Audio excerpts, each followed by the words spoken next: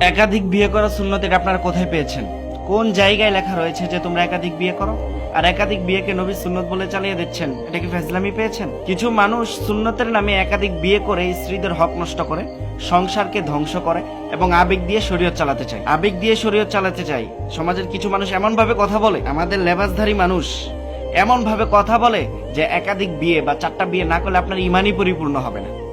এমন ভাবে তারা কথাবার্তা বলে। আল্লাহ তাআলা বলেন, ফানকিহু মা তাবা লাকুম মিনান নিসাই মাসনা ওয়া সুলাসা ওয়া রুবা। মহিলাদের মধ্য থেকে যাদেরকে তোমাদের ভালো লাগে তোমরা বিয়ে করো।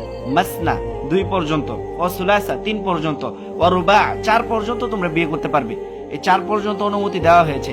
তো আয়াতের এতটুকু অংশ পরেই কিছু মানুষ, যেই বেটার একটা বিয়ে করারও যোগ্যতা নাই, বউ পালার মুরাদ নাই, সেই বেটাও লাফিয়ে উঠে এতটুকু শুনেই যে 4 বিয়ে পর্যন্ত ইসলাম জায়েজ করেছে, যে এতটুকু অংশ মানে আয়াতের এই অংশটা শুনেই সে লাভ দিয়ে উঠে যে সে 2টা বিয়ে করবে, 3টা বিয়ে করবে, 4টা বিয়ে করবে।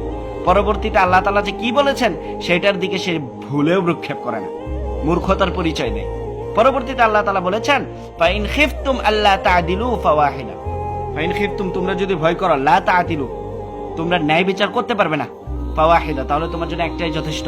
সেই একটা পালার মুরাদও যদি তোমার না থাকে তাহলে একটা বিয়ে করাও তোমার জন্য হারাম। এতই সহজ। এই আয়াতে আল্লাহ তাআলা কি বলেছেন যে তোমরা 4টা বিয়ে করো?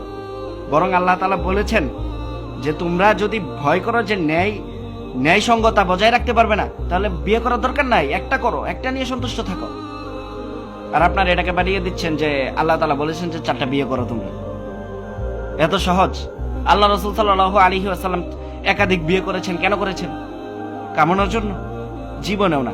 তিনি বিয়ে করেছেন বিধবা নারীদেরকে আশ্রয় দেওয়ার জন্য, বিভিন্ন গোত্রের সাথে সম্পর্ক স্থাপন করার জন্য এবং উম্মতের নারীদের মধ্যে মাসালা পৌঁছে দেওয়ার জন্য তিনি বিয়ে করেছেন, দ্বীনের মাসালা পৌঁছে দেওয়ার জন্য।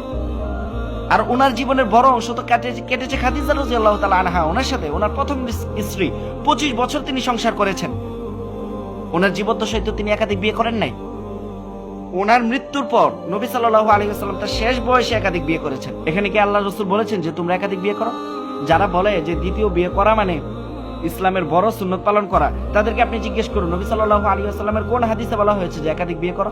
সাহাবাদের কোন আমল দ্বারা প্রকাশ পেয়েছে যে তোমরা একাধিক বিয়ে করো, না হলে তোমাদের আমল পরিপূর্ণ হবে না, তোমাদের ঈমান পরিপূর্ণ হবে না? দেখাতে পারবেন?